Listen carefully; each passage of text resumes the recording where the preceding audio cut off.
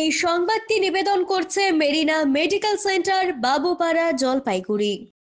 পায়ে চোট পেয়ে মাঠে কাতরাচ্ছে খেলোয়াড়, তড়িঘড়ি উদ্ধার করে নিয়ে এলেও নেই চিকিৎসক, নেই অ্যাম্বুলেন্সের অপেক্ষায় 20 মিনিট মাঠের পাশে পড়ে রইল অসুস্থ ফুটবলার। জেলা ক্রীড়া সংস্থা পরিচালিত খেলার অব্যবস্থার ছবি ধরা পড়ল জলপাইগুড়িতে। এদিন মিলন সংঘ ও এফইউসির দুই দলের মধ্যে ফুটবল খেলা চলাকালীন পায়ে গুরুতর চোট পান মিলন সংঘ দলের স্টপার সৌরভ রায়। মাঠ থেকে হাসপাতালে নিয়ে যাওয়ার জন্য তড়িঘড়ি তাকে উদ্ধার করে আনা হয়। এদিকে অ্যাম্বুলেন্স নেই। 20 মিনিট পর অন্য অ্যাম্বুলেন্স আসে। আহত খেলোয়াড়কে নিয়ে যাওয়া হয় মেডিকেল কলেজের সুপার স্পেশালিটি হাসপাতালে। অবস্থা নিয়ে ক্ষোভে ফেটে পড়েন খেলোয়াড় ও ক্রীড়া সংগঠকেরা। ক্রীড়া সংস্থার সাফাই অ্যাম্বুলেন্স থাকে, এদিন আসতে লেট করেছে। কি বলবো, ডিএসির এখন এটা কথা তো ছিল অ্যাম্বুলেন্স না হলে খেলা শুরু হবে না। এখন আমরা তো জানি যেহেতু খেলা শুরু হয়ে গেছে অ্যাম্বুলেন্স আছে, প্লেয়ার ইনজুর হয়ে পড়ে আছে কিন্তু অ্যাম্বুলেন্স নেই।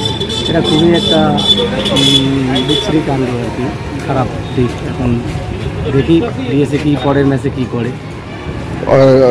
প্রতিদিনই কি থাকে নাকি থাকে না? না, আমি তো কোনোদিনও অ্যাম্বুলেন্স দেখিনি এখন অব্দি। আর যেহেতু আমরা তো জানি অ্যাম্বুলেন্স হয়তো বাইরে থাকেই, তো আমরা তো ভিতরে ঢুকে যাই 3টার দিকে, অ্যাম্বুলেন্স 4টার দিকে আসার পর 4টার থেকে যেহেতু শুরু হয়। তো এখন আজকে দেখতেছি 4টার দিকে যখন আমাদের প্লেয়ার একটা ইঞ্জুর হয়ে পড়ে আছে, অ্যাম্বুলেন্স নেই। তো কতক্ষণ পরে অ্যাম্বুলেন্স এলো? প্রায় 15 মিনিট পরে মাঠে ছিল পেশেন্টটা? হ্যাঁ, মাঠেই শুয়েছিল।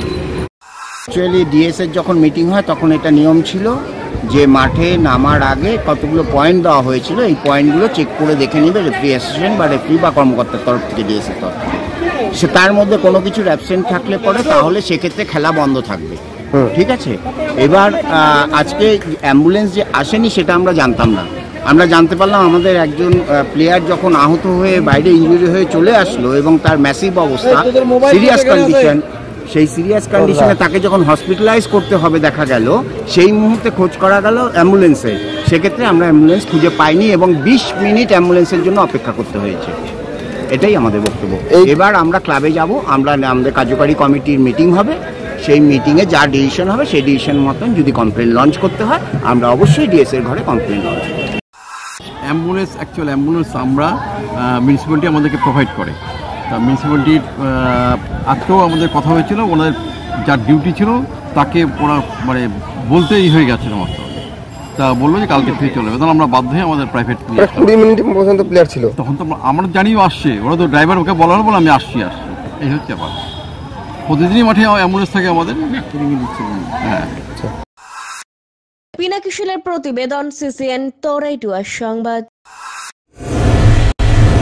স্বাস্থ্য পরিষেবায় অত্যাধুনিক প্রযুক্তির মেলবন্ধন, বিশ্বস্ত নাম মেরিনা মেডিকেল সেন্টার। আমাদের বহির্বিভাগে রয়েছে উন্নত প্রযুক্তির মাধ্যমে সকল প্রকার ইনভেস্টিগেশনের সুব্যবস্থা। জলপাইগুড়ি শহরে প্রথমবার 96 স্লাইসের অত্যাধুনিক সিটি স্ক্যান ছাড়াও USG, colour Doppler, digital X-ray, ECG, EEG সকল পরিষেবা রয়েছে এখানে। একই ছাদের তলায় মিলবে প্যাথোলজি বিভাগ, যেখানে সব ধরনের রক্ত পরীক্ষা, এফএনএসি এবং বায়োপসি করা হয়। এছাড়াও ইকোকার্ডিওগ্রাফি, হলটার মনিটরিং, এন্ডোস্কোপি, কোলোনোস্কোপি এবং এনসিভি পরিষেবাও রয়েছে। আমাদের বহির্বিভাগে রয়েছে বিশেষজ্ঞ ডাক্তারদের chamber, general medicine, general surgeon, gynaecologist, পেডিয়াট্রি, orthopaedic, dermatologist, ENT, neurologist, cardiologist, oncologist, pulmonologist এবং রিউমাটোলজিস্ট বিভাগ। আমাদের পরিষেবার নতুন সংযোজন ডেন্টাল ক্লিনিক। এখানে দাঁতের সব রকম পরিষেবা দেওয়া হয়। জলপাইগুড়ি শহরে প্রথমবার অত্যাধুনিক মডিউলার ওটি এবং ওয়েল ইকুইপড আইসিইউ পরিষেবা আমরাই নিয়ে এসেছি। এছাড়াও রয়েছে ডায়ালিসিসের সুব্যবস্থা, 24 ঘন্টা এমার্জেন্সি ও মেডিসিন শপ। আপনার সুস্বাস্থ্য আমাদের অঙ্গীকার। জলপাইগুড়ি জেলায় আমরাই প্রথম নিয়ে আসছি সিমেন্সের উন্নত প্রযুক্তি সম্পন্ন এমআরআই। শুরু হতে চলেছে সেপ্টেম্বর মাস থেকে।